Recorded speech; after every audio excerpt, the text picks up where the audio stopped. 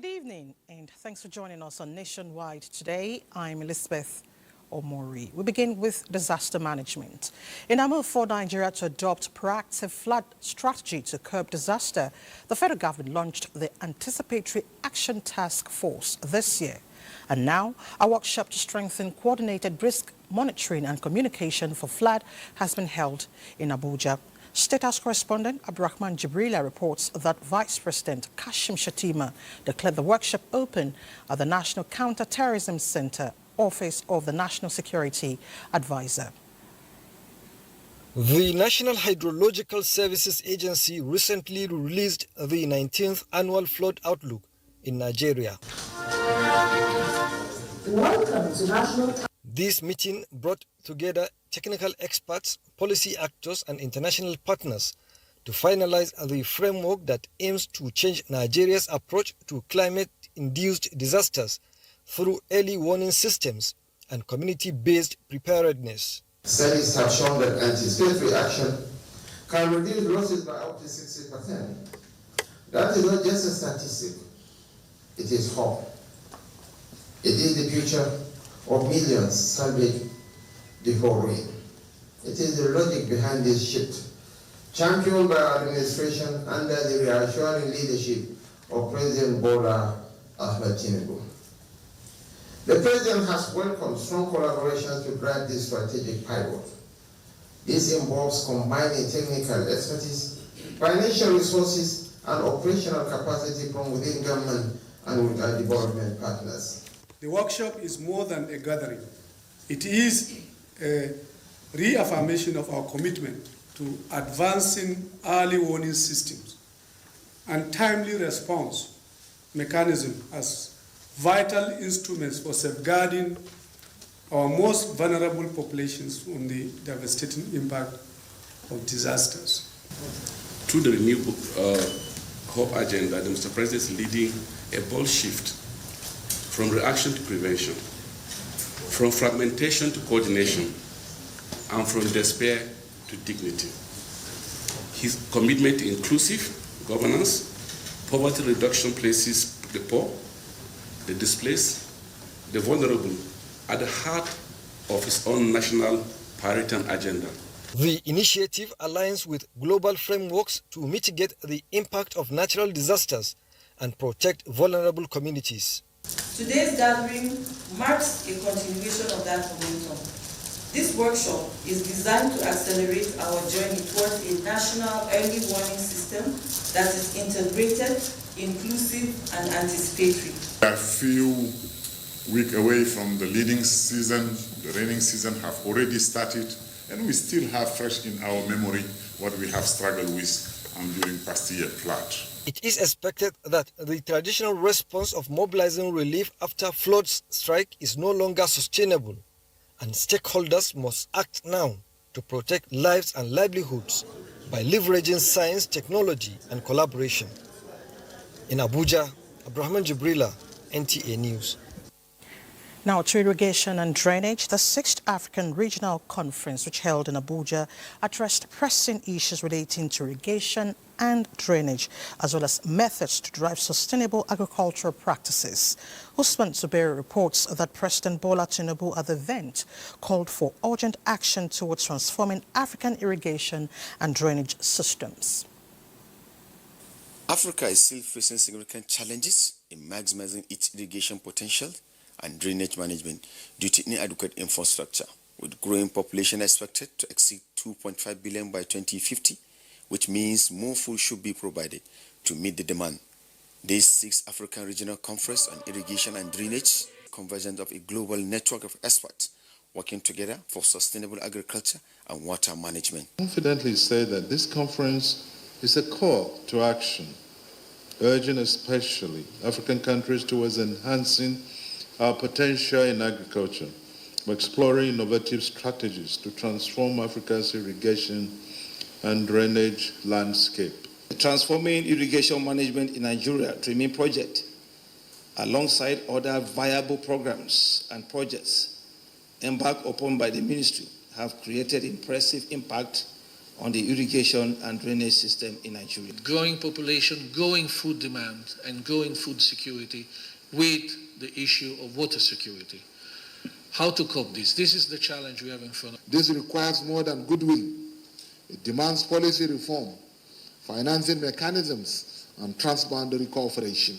The conference will afford participants the opportunity to learn and adopt innovative approaches towards addressing challenges. Usman Zberu, NTA News. Talking tourism, the federal government has confirmed its readiness to host the 68th meeting of the UN Tourism Commission for Africa in Abuja. The Minister of Arts, Culture and Tourism and the Creative Economy, Hannatu Musa Musawa, says the event is part of federal government's efforts to strengthen collaboration and drive shared vision of tourism as a powerful driver for sustainable development across the African continent. As a nation, is creating initiatives that will really open up the conversation on job creation. And this is one of the ways we can do that. There's a lot of ability and opportunity to do that within the tourism sector. So this particular event, the UN Tourism Commission for Africa, the CAF, is a great opportunity for us as a nation at this particular time. The conference itself will be focusing on two core topics. Is when we look at the best practices and the policies around digital skills and entrepreneurship in the tourism sector, as well as the creative industries. But also the next day, we will be looking at how we are using AI to drive solutions within the tourism sector. With these efforts, Nigeria's tourism sector is expected to create 2.6 million new jobs within the next decade, doubling the number of those employed within the sector by 2032. Talking inclusion, in a bid to promote disability-inclusive policies, empower persons with disabilities, and collaborate on awareness campaigns to promote positive perspectives and combat stigmatization, the Senior Special Assistant to the President on Special Needs and Equal Opportunities, Mohamed Abba Issa, and the United Nations Resident Coordinator, Mohamed Fall, are seeking ways to address challenges faced by persons with disabilities.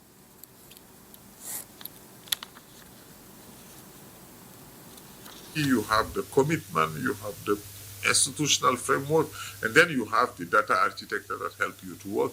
All the challenge is now how you can translate this into programming and implement it and make sure that at least you are reaching the people that need to be reached. And I feel this is not something that I will advocate for, but our partner also the way. You know, there's a Washington Group tool that we can use to generate data. So if you're doing that sectorally or, you know, across, that would be nice for us to start gathering specific data. It's a priority area, like UNRC said, of our actions, but we want to put out to it some kind of accountability measurement. And if it starts at the presidency level, they trickle down easily. And we can emphasize, amplify the same message in different ministries we collaborate with. So far, persons with disability, they are facing a multiple challenge in terms of accessibility in infrastructure, access to education, access to inclusive education. Our meeting here is a great milestone for all the duty bearers, ministry, department, and agencies so that they can come in order to see that we implement disability inclusive development in line with the mandate that Mr. President gave us. Working together, Nigeria will create a more inclusive society where persons with disabilities will have equal opportunities to thrive and contribute to economic growth. In other news, the National Intelligence Service of the Republic of Korea has commended the National Drug Law Enforcement Agency for its exceptional effort and professionalism in apprehending a wanted 59-year-old drug baron, Ogbonaya Kevin Jeff, whose 17 years of hiding to ship illicit drugs worth billions of naira across the world ended in February following his arrest by NDLE operatives in Lagos. Ogbonaya had for years shipped illicit drugs linked to him to South Korea. He had served a one-year prison sentence in Korea in 2007 for drug offenses and deported to Nigeria in 2008. Excited with the breakthrough, a delegation from the Korean Intelligence Service paid the Chairman Chief Executive Officer of NDLEA, Brigadier General Mohammed Buba Marwa, a courtesy visit to deliver a letter of appreciation by the Director of NIS. He assured them that the world can also count on Nigeria in the global effort against illicit drug trafficking. He also thanked the Korean government for the donation of equipment to the agency, adding that the agency will study their request for extradition and work within the limits allowed by the Nigerian laws. To road safety, the Corps Marshal Federal Road Safety Corps, FRSC, Shehu Mohammed, has directed commanding officers to ensure full deployment of staff for maximum visibility, prompt removal of obstructions and ease of movement on all highways across the country. This is in line with the operational guidelines of this year's Easter Special Patrol, scheduled to commence from 16th to 23 April 2025. The aim is to reduce road traffic crashes, fatalities and injuries, aid prompt response to road traffic crash victims and speedy removal of obstruction from the highways, amongst others.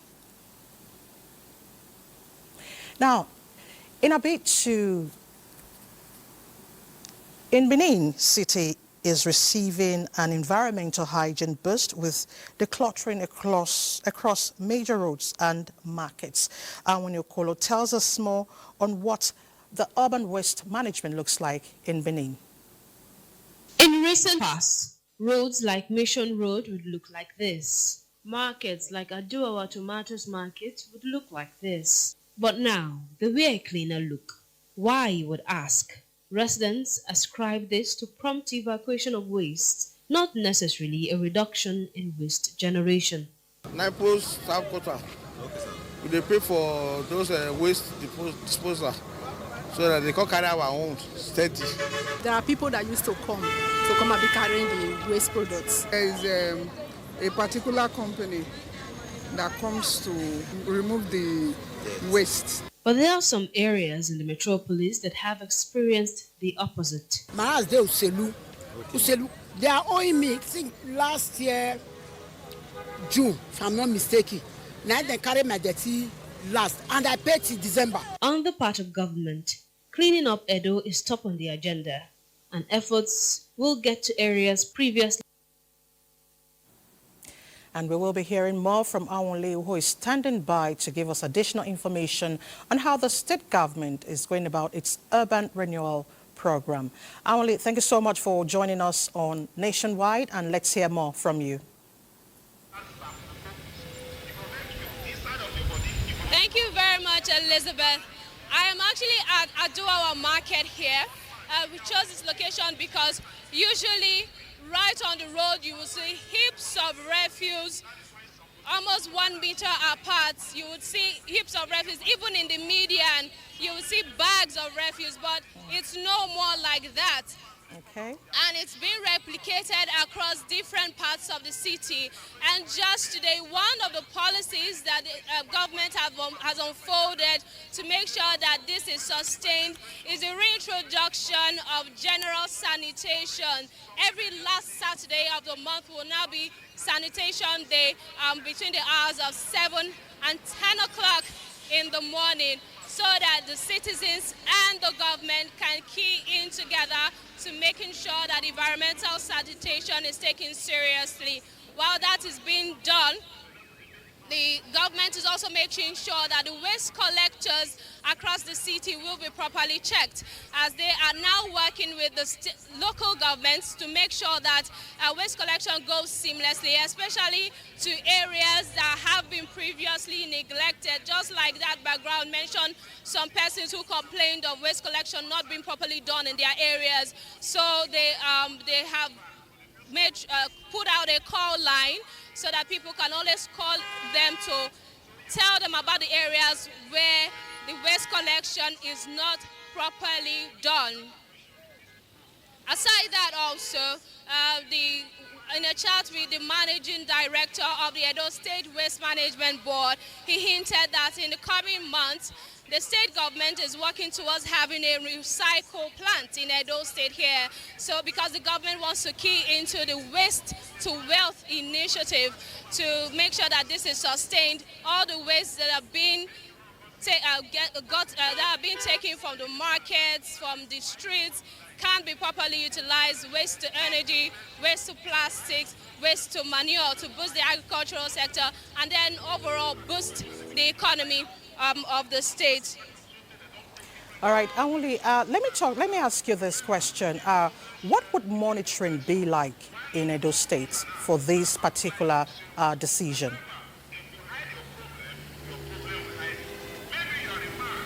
Apologies, I didn't get you. Your voice is What breaking. would monitoring be like in all the local governments to ensure compliance?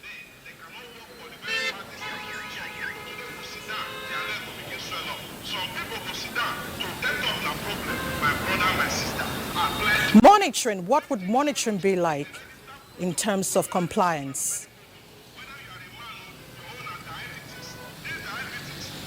All right, we seem to have lost audio with Anwuli, but thank you, I assume Anwuli. that you're asking of more... Go ahead, please. Yeah, I would assume you're asking of what policies are still coming up. Okay, looks like we've lost audio with you, but thank you so much for your contribution and the update. Thank you very much.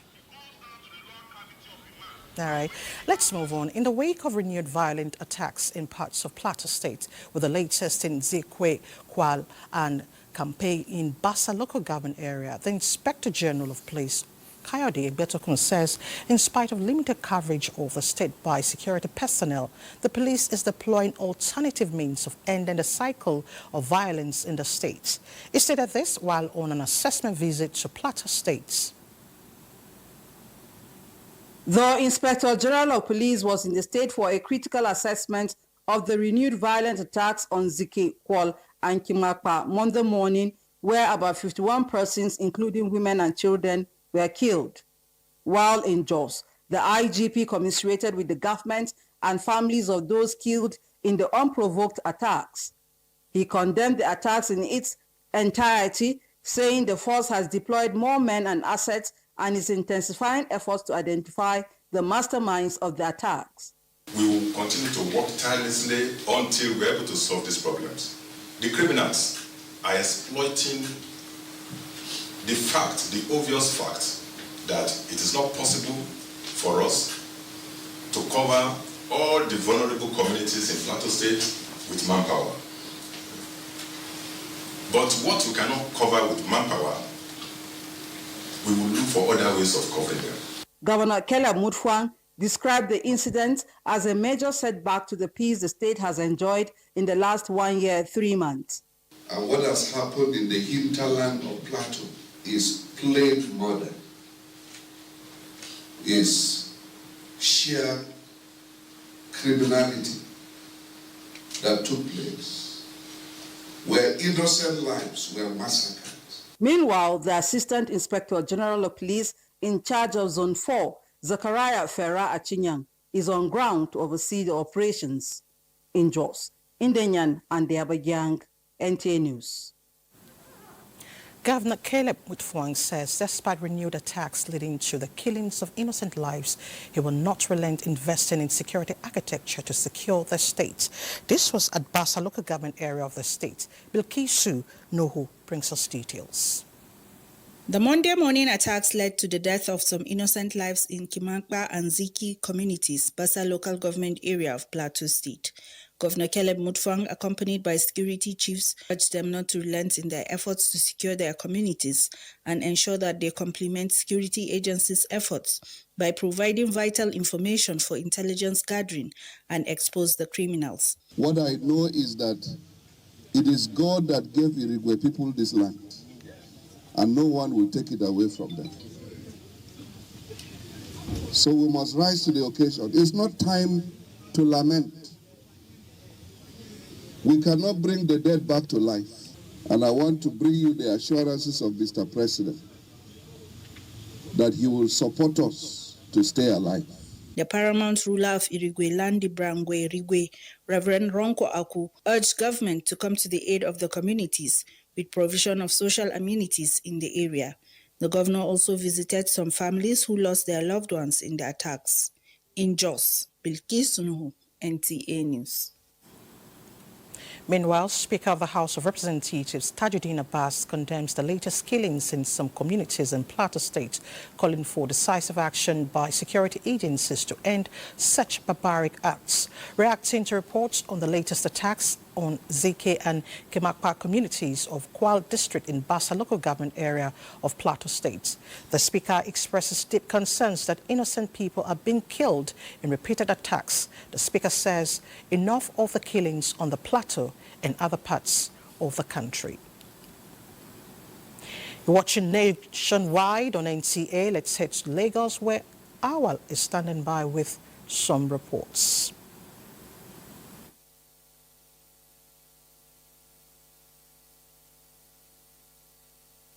Awal is standing by with Creating some a workforce that can add value rather than being part of the problems that organizations have to grapple with requires reawakening and reinvention of the mindset to achieve self-awareness to enhance productivity.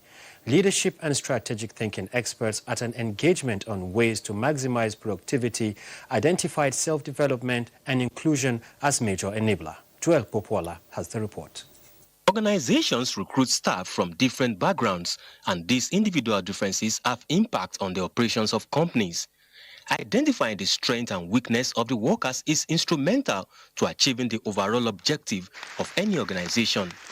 This gathering of life coaches, authors, and seasoned experts from different walks of life is to help address the crux of the problem, which they say is self-awareness, which could be a springboard to attain goals.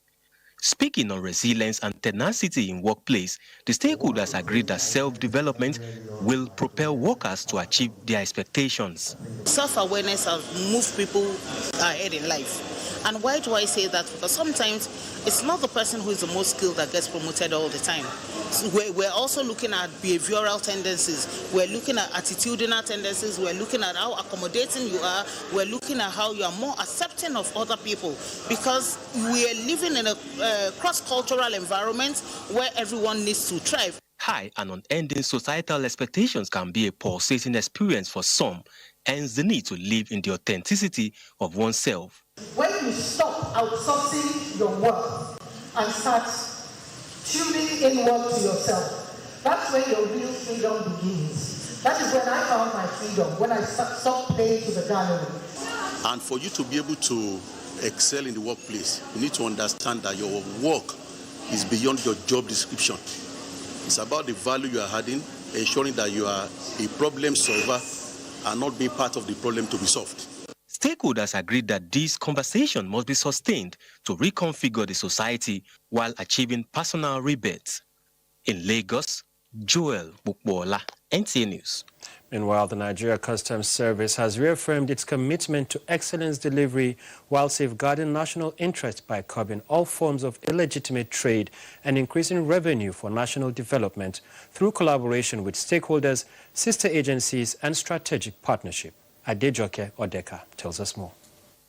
The Nigeria Customs Service, known for its role in revenue collection, enforcement of relevant laws and regulations within its area of responsibility, economic and border security, combating smuggling, ensuring compliance with trade regulations, and safeguarding national interests, is reiterating its commitment to frustrate all forms of illegitimate trade, including the airport, through continuous profiling and vigilance of officers. We got for 75 bags of about 4,000 kg. They were arrested in different locations.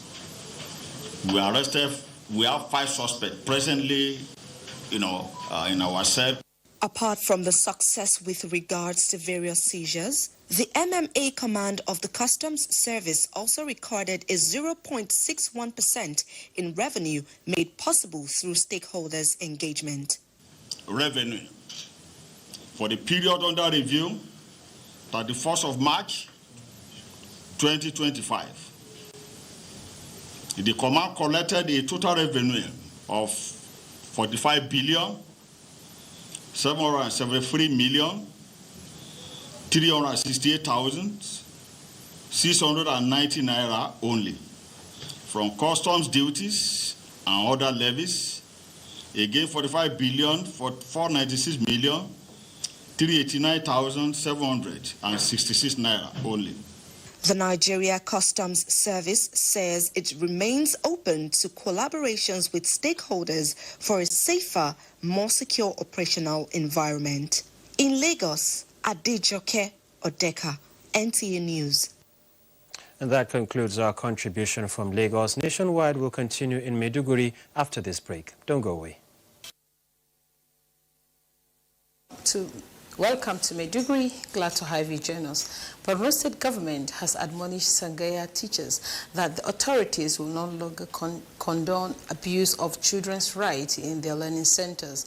Governor Babagan Omar Azulum gave the warning during graduation ceremony of 150 Sangaya students who completed 4-month skills acquisition training at Vocational Enterprise Institute, Muna, in Jere local government area. Mohammed Kone reports.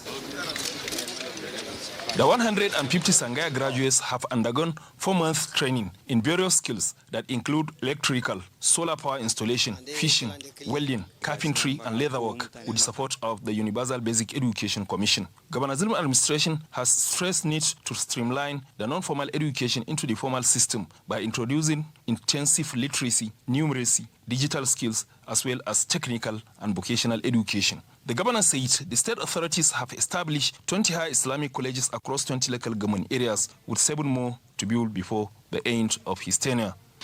Moreover, I would like to take this opportunity to address a critical concern: the safety and well-being of our Sangayans. I stand firm in the commitment that the Borno State government will not tolerate any form of molestation or violence, such as killing against Al-Mahdi. Commissioner for Education, Science, Technology and Innovation, Lan Abba Wakilbe, represented by Dr. Abubakar Tijani, said the skill acquisition training is part of the post-insurgency revival of the education system and highlighted various steps taken to enable graduates of Sangaya system to thrive in various fields of human endeavor. Chairman of the Arabic and Sangaya Education Board, Khalifa Ahmed Abul Fati, said each graduate will be given starter pack and 50,000 naira, calling on them to use the knowledge and skills they acquired for self-reliance and to support their families and the society. Shehu Borno, represented by the Talba of Borno, congratulated the graduates and wished them success in their various chosen careers, even as he enjoined them to be useful members of the society. In Maiduguri, Mahmoud Goni, NTA News. Borno State Ministry of Health, in collaboration with Norwegian Church Aid, has launched the Safer Birth Bundle of Care (SBBC) initiative to enhance the quality of healthcare service delivery, particularly in maternal and newborn, as well as strengthen healthcare facilities to improve antenatal and postnatal care. Pauline Kojavana reports.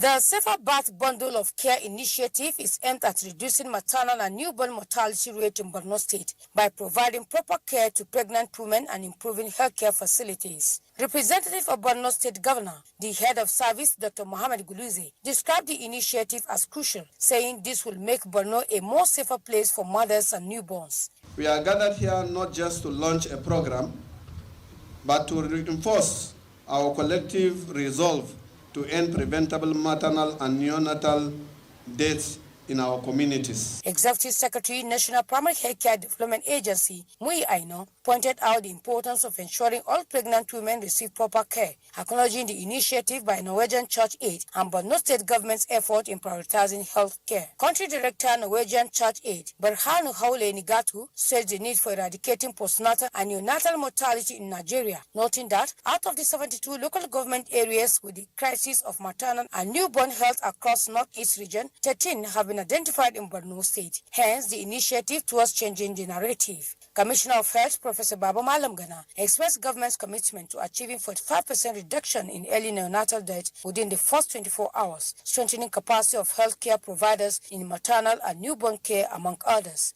Your collaboration with Borno State Ministry of Health has been instrumental in bringing the SBBC approach to life in our state. It is a promise to our mothers. It is a promise to our sisters. It is a promise to our daughters. And indeed, a promise to communities that every life matters. The initiative is expected to be implemented in 4 healthcare facilities, including the Malakachala Hospital, with emphasis on eradicating postnatal and neonatal mortality. In Maiduguri, Pauline Kujevana, NTA News. That does it from Maiduguri. Nationwide continues with Elizabeth in Abuja to stay with us. Thank you so much.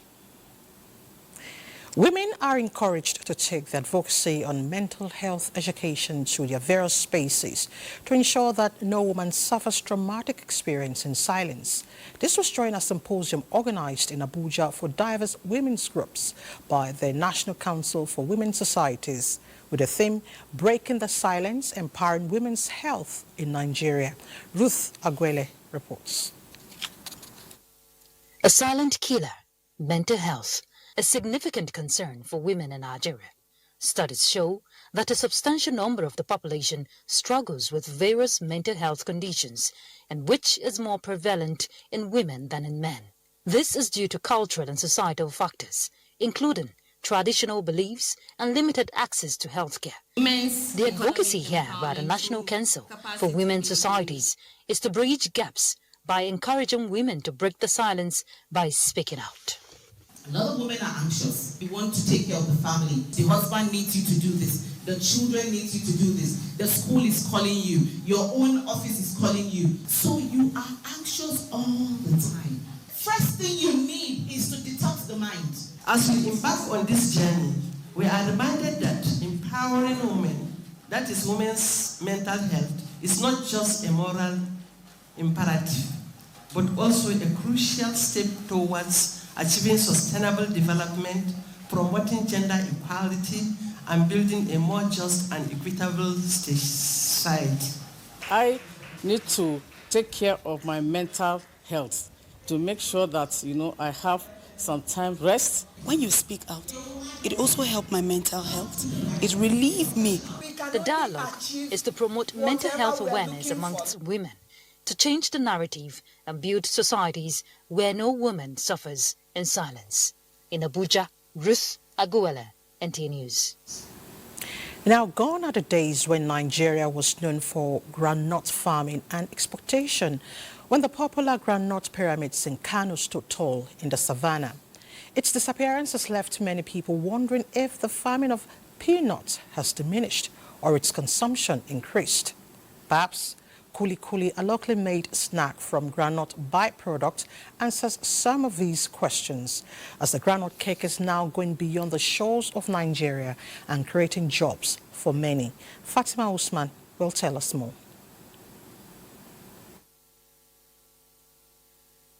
Kuli Kuli is a popular local snack in Nigeria and a byproduct of groundnut. Arguably, the best of it is made in Niger State, as it is most popular among the Nupe people. My kuli kuli is being purchased across the country and beyond, which has increased my income to support my family greatly. Currently, we have our NAFDAC, SON, HACCP, and FDA certificates. And with all the certifications, we're able to export our products to the diaspora. At least I have like 12 workers. We produce every day, but we produce in large quantity. We have customer in 36 states.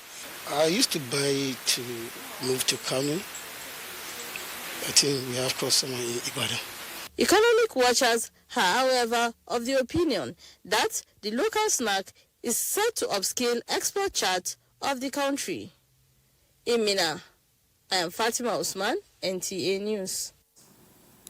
And Fatima is standing by to tell us all we need to know on this highly sought-after byproduct in the international markets. Fatima.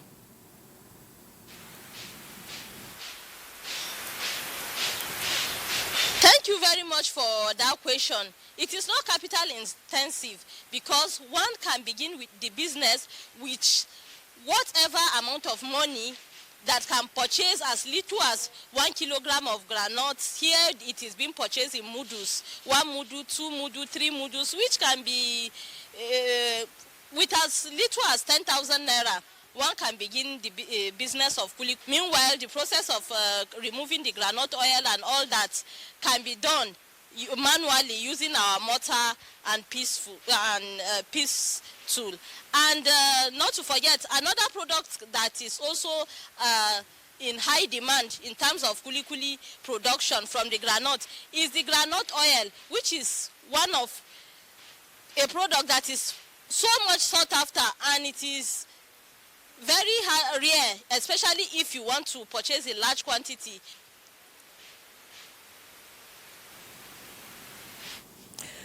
All right, thank you so much, Fatima, and I believe that could really be a side hustle. Thank you very much. Uduak is in Benin to give us some more reports on Nationwide. Uduak, let's hear from you. Hello, Elizabeth. Welcome to Benin. Edo State government and the Owena Basin Development Authority are working in collaboration to boost food sufficiency in the state. This was the outcome of the meeting between the state governor, Senator Monday Upewolo, and the management team of the basin, led by the managing director, Dr. Olufemi Samuel. Goodluck Enaini has the details. In a bid to promote agricultural activities, the Edo State government has made available the sum of 70 billion naira budgetary allocation in the 2025 fiscal year. In addition to this move, the state government is meeting with the management of the Owena River Basin Authority to fast-track the process. Governor Paulo said agricultural land in the 3 senatorial districts of the state is being enhanced to key into the President Bola Ahmed Tinubu renewed hope agenda to ensure food sufficiency in Nigeria. He said his administration is working to ensure Edo people get good water supply, as it is an important aspect of his administration. Everything about us now is farm. We have already cleared about 500 hectares plot of land around Abuja. From there, then I moved to your place. We are also doing the same in Edo Central. We are repeating the same in Edo North. So, Edo Central, we are having about 1,500 hectares that we are clearing right now. So we are ready to farm, and we have already keyed into Mr. President's New Hope agenda. Managing Director, Benin Owena River Basin Authority, Dr. Olufemi Samuel Adekan, pledged to support the state government in its drive to boost food sufficiency and reassures the state governor and the people of Edo that the new leadership in the authority is fully committed to safeguarding the interests of Edo. The mandate given by Mr. President on his renewal agenda is to critically bring down the food prices. Excellency, we are here to partner with you in improving the agricultural status in the state. He congratulated the governor on his victory at the Election Petition Tribunal ruling in Abuja. In Benin, Goodluck Enaini, NTA News. Internet users in Benin City are lamenting the recent hike in data tariff, which they say has affected ease of doing business online and other social needs that data services provide for users. Elizabeth Omoko was in town to get the views of the internet users on how they are coping with the increase in tariff. Internet access plays a vital role in a digitalized society, offering different benefits ranging from economic opportunities, education and learning, social connections, and well-being. The absence of easy internet access can cause all this promise to rot.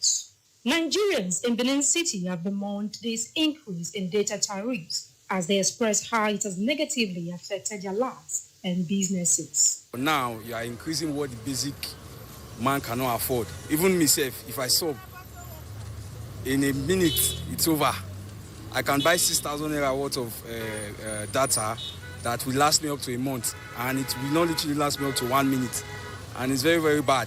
Formerly, when I load, the little I load will take me throughout the month, but now, before you press 2 or 3 things, you are not able to, the data is gone. So I don't load much as I used to load before, and I don't access the internet the way I usually do before now. The tariff force is too high. It's affecting me so bad because I use extra money for data. The rate at which the data is being increased is beyond expectation. NTN 3.2 gig daily is 1,000, and that 1,000 won't even last up to like 3 hours. They urge all concerned authorities to intervene and make internet access more easily available for the common man. In Benin, Elizabeth Omoko, NTA News. And that's it from Benin. Nationwide continues in Abuja, in Port Harcourt, with Diba Bare standing by. But that will be after the break. Please stay.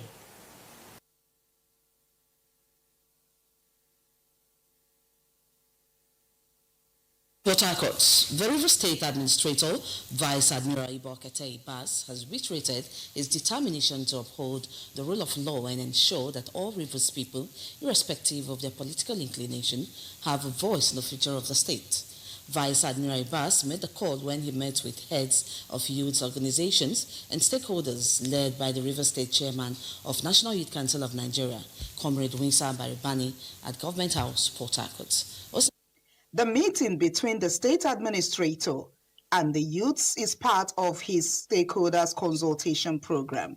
The administrator pointed to the several consultation meetings that he had brokered with key stakeholders, including civil society organizations, traditional rulers, civil servants, and leaders from various sectors, geared towards building trust among the citizenry. He urged the youths of the state to be actively involved in the programs and policies implemented by his administration towards the restoration of democratic institutions and achieving enduring peace. My administration's focus on youth development is a multifaceted approach that seeks to prioritize 4 critical areas. First is education, providing our youth with the knowledge and skills they need to succeed. He said a conducive environment will be created by sustaining the ongoing dialogue that will foster understanding between diverse groups so that the wounds of the past can be healed. The state chairman of the National Youth Council of Nigeria, Comrade Winsa Baribani, expressed gratitude to the Vice Admiral Ibas for meeting with them and offering them hope as critical development partners. There is need for reorientation of our youth across the senatorial districts, across the local government. I'm very much interested for development to trickle down to the grassroots, the legs, the less privileged, which are often not being heard of. The group assured the administrator of their support to ensure that he delivers on his mandate. In Port Harcourt, Osinachi Samuel, NTA News. That's it from Port Harcourt. It's back to Elizabeth for the rest of the news. Good evening. Good evening. Thank you so much, Debabari. Beyond dissemination of information, the media must mobilize the public towards providing timely information for security agencies to facilitate proactive operations. Defense correspondent Ismail Musa reports that the Minister of Information and National Orientation, Mohammed Idris, stated this in his message at a media stakeholders seminar in Abuja. Without doubt, is a worthy partner. It's the 2025 First Quarter Media Stakeholders Seminar, focusing on key components of Joint Task Force Commanders' operational success. In attendance are top media executives, gatekeepers in the electronic, print and the online media platforms, as well as members of the civil society. Strengthening the partnership between the military and the media is essential in a battle where propaganda is as lethal as the bullet, and even sometimes much more lethal than the bullet. Information remains a powerful tool in modern warfare, and its effective management determines to a large extent the success of Joint Task Force operations. The way our operations are perceived by the local populace and international audiences determines their effectiveness. Sometimes something happens and then the media is in a rush to get accurate information, but then that is not forthcoming. So that also has to be worked on by the military. This will deepen synergy and partnership between security agencies and the media landscape. The Media Stakeholders Forum is also a critical component of non-kinetic approach towards securing the nation. From the Defense Headquarters in Abuja, Ismail Musa, NTA News. Now let's take it to Anambra, where the state has received a boost with the launch of Operation Udoga Achi to tackle kidnapping and other violent crimes. Chinyere Fesiokui brings us details.